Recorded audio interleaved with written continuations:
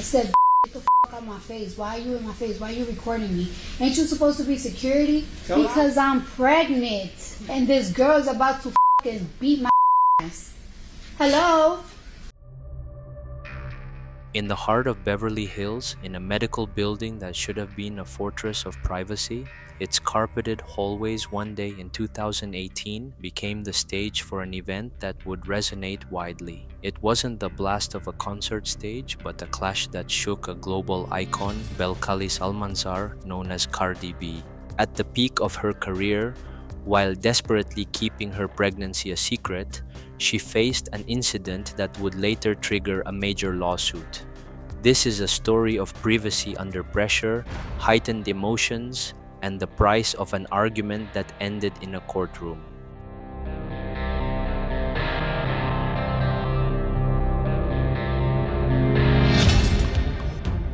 2018 was the pinnacle of Cardi B's career.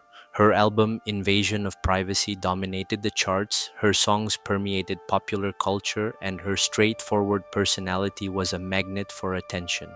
From the Bronx to Beverly Hills, her story was a modern fairy tale of talent and hard work. Ironically, while celebrating a work titled Privacy, her own personal space was put to the test. It is here that the core of our perspective is formed. Privacy under pressure, a time when personal boundaries are forcibly stretched under the public spotlight.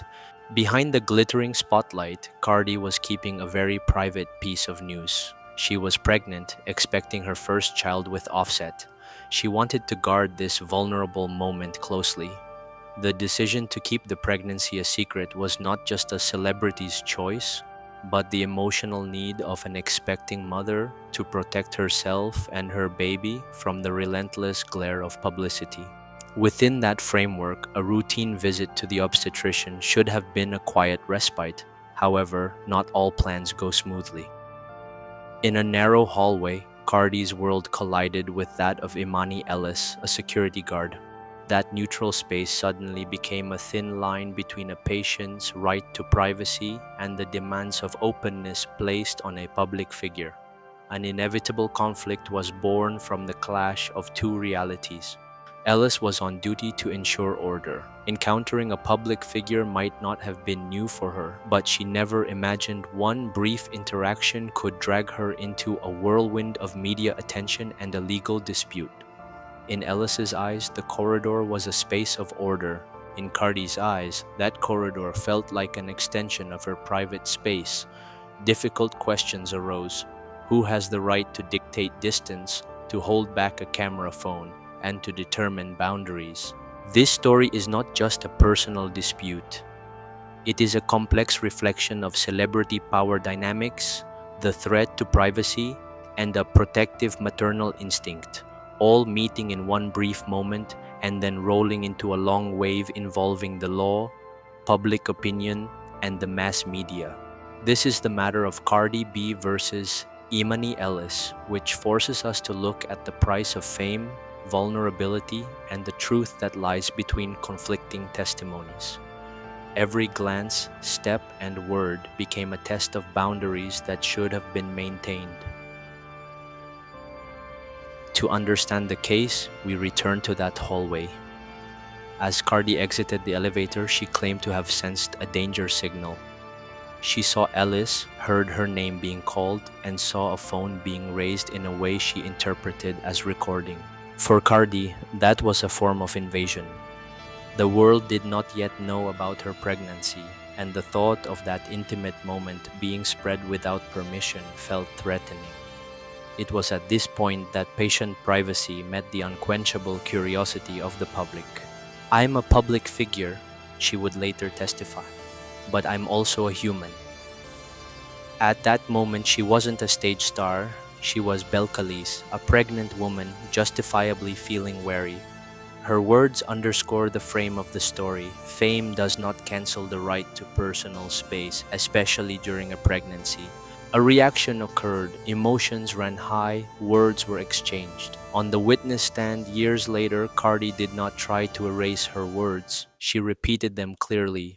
I said, get the fuck out on my face? Why are you in my face? Why are you recording me? Ain't you supposed to be security? Tell it to her now. Go ahead. In her version, the exchange stopped at the verbal level. A mere emotional outburst resulting from feeling her privacy was threatened. No touching, no physical attack. After that, she continued on her way to the doctor's office. The private line she had requested, in her view, had been re-established. For Ellis, the picture was not the same. She described a traumatic experience, alleging demeaning treatment and physical actions that left a mark. She claimed Cardi scratched her face with nails that were about 2 or 3 inches long, tried to swing at her but missed before body shaming her, calling her a racial slur, and spitting on her. Here, the difference in perspective is clear. One party felt they were maintaining personal distance. The other felt their safety in their workspace had been violated. Cardi's body and appearance, known for being expressive in pop culture, suddenly became a knot of legal argument. Ellis then pursued legal action. A lawsuit was filed seeking damages for physical injuries and emotional distress. From then on, the matter that began in a hallway turned into a public narrative that put pressure on both parties. The law spoke its language, the media packaged it with its own rhythm, and a wide audience judged from their own points of view. On Cardi's side, the defense was delivered firmly and consistently. I was pregnant. I didn't touch her. All I did was protect myself and my baby. Within the frame of privacy under pressure, this sentence is not just a defense, but a thesis linking her actions and words to the drive to protect her private space amidst pressure. Finally, 2 versions of the truth faced off in court. There was no video recording from the hallway. The jury was asked to weigh credibility, read body language, and examine details born from memory. That brief moment was now scrutinized under a magnifying glass, while the private line that was once sought to be protected was unraveled in public. The trial proceeded. The courtroom in Los Angeles transformed into a stage where law and fame intertwined. With Cardi B at the center of attention, her every gesture and sentence became news. The pressure on her privacy intensified as personal details were discussed repeatedly across various channels. Cardi's appearance in court also became a subject of scrutiny. She did not shed her style for formal courtroom attire. Her hair, clothing, and expressions remained authentic. The opposing side tried to use this to sway perception. In one viral moment, attorney Ron Rosen asked, Yesterday you had black hair, short hair. Today it's blonde and long. Which one is your real hair? Or are they both real? They're wigs. That moment revealed how personal details that should have been irrelevant were dragged onto the stage, pressuring private space and potentially sparking bias. During her testimony, Cardi was straightforward. When asked to repeat her words in the hallway, she delivered them as they were. When the lawyer pushed her to look directly at the opposing party, her attorney, Peter J. Anderson, objected and asked for civility in the courthouse, prompting the judge to intervene. The cross-examination continued to test her, often delving into very personal territory. In a tense questioning session, Attorney Rosen pressed Cardi about Ellis's physical size. Cardi had previously explained that she and Ellis were face-to-face and described Ellis as a heavy security guard. When asked to elaborate, Cardi said, "She looks like she's a little... like she could protect the building. She looked more developed than me." You said she's bigger than you? Is that correct? Absolutely. How do you know that? I mean, look. I'm looking. I don't agree with that. What is your basis? Are you saying she's physically bigger? She's taller? I mean, you have her medical records, I don't right? have anything. I'm asking you the question.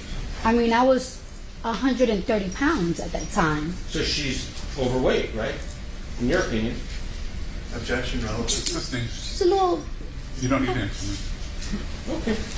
The climax came when she was asked about her condition while pregnant and what she could or could not do. Cardi answered in her signature style, Are you disabled? Yes or no? At that moment, when you're pregnant, I'm very disabled. You want me to tell you the things I can't do? Fine. What was your... Behind the humor, a reasonable protest could be read. A vulnerable body deserves protection, as does its personal space. Then, when asked why she felt so worried when confronting Ellis, Cardi answered briefly but memorably, Because I'm pregnant, and this girl's about to beat my ass. Hello? That sentence encapsulated the wariness of a pregnant woman, a simple claim to the right to feel safe. Outside the courtroom, the public judged in its own way, which was often brutal and unfiltered. Clips of the trial spread widely on social media, comments exploded, and opinions formed even before the official verdict was reached. In the massive, unceasing flow of digital content, privacy was once again put under extraordinary pressure. No longer from a camera phone in a medical building hallway, but from millions of eyes and keyboard warriors following every second of the trial, analyzing every expression, and taking sides without a solid basis. The line between public and private life blurred further, and every detail became a matter of debate. Before the jury, both sides presented their arguments and evidence. The plaintiff's side presented physical evidence claimed to be scratches on Ellis's face, as well as expert testimony that assessed the findings as consistent with the claim of physical contact. From the defense side, witnesses who were at the location stated they heard a verbal argument but saw no physical contact between Cardi and Ellis. A classic dilemma arose: how to weigh post-incident findings against direct observation, how to evaluate expert analysis versus eyewitness testimony that might be biased or imperfect. Without conclusive visual evidence, this public puzzle had to be solved with a balance of reason and empathy, a very difficult task for the jury. At this point, social biases and prejudices could easily slip into the judicial process and public opinion. Questions about nails, hair, fashion style, and even comparisons of body size dragged the realm of personal identity into the core of the legal debate, blurring the line between self-expression and moral judgment. Many observers highlighted how women of color, especially those with an expressive style and strong persona like Cardi B, are often judged more harshly and are more easily suspected of aggression compared to their peers. Stereotypes attached to the body and style can also narrow private space, turning self-presentation into evidence against oneself. After days of a trial that captured public attention, on September 2, 2025, a Los Angeles jury quickly acquitted Cardi B of all assault allegations in Emani Ellis' civil lawsuit. The jury took only about an hour, finding Cardi B not liable for charges of assault, battery, emotional distress, negligence, and false imprisonment. Cardi B, who testified that Ellis was demanding $24 million, was greatly relieved by the verdict. Speaking to reporters after the verdict, the rapper firmly stated, "I work all day and I work hard for my money, for my kids, for the people that I take care of. So don't you ever think that you're going to sue me and I'm just going to settle." She also asked her fans not to bother Miss Ellis or her family now that the judgment had been reached. During the trial, Cardi B admitted to engaging in a fierce verbal argument with Ellis, but strongly denied touching or spitting on the security guard. Her lawyer emphasized how the star feared for her unborn baby and had not yet publicized her pregnancy. Her testimony was corroborated by her doctor and her receptionist, Tiara Malcolm, who tried to break up the argument. Malcolm testified that Ellis was more aggressive, swung her hand to hit Cardi B, and injured Malcolm's own head in the process. Despite missing her child's first day of school due to the frivolous lawsuit, Cardi B thanked her lawyers, the jury, and her supporters. She insisted, I'm not even playing around. I will, even if I'm in my deathbed, I swear to God, I will say it in my deathbed. I did not touch that woman. I did not touch that girl. Ellis herself criticized Cardi B's behavior on the witness stand as Unprofessional. I think it showed volume to her character, the type of person that she is. A lot of her body language, her body gestures, her facial expressions, her disrespect for the court, I think speaks to who she is. the case, which began with a brief incident in a medical building hallway, now concludes with a legal victory for Cardi B, but still leaves questions about the dynamics of celebrity power, the threat to privacy, and the different interpretations of truth under the relentless public spotlight.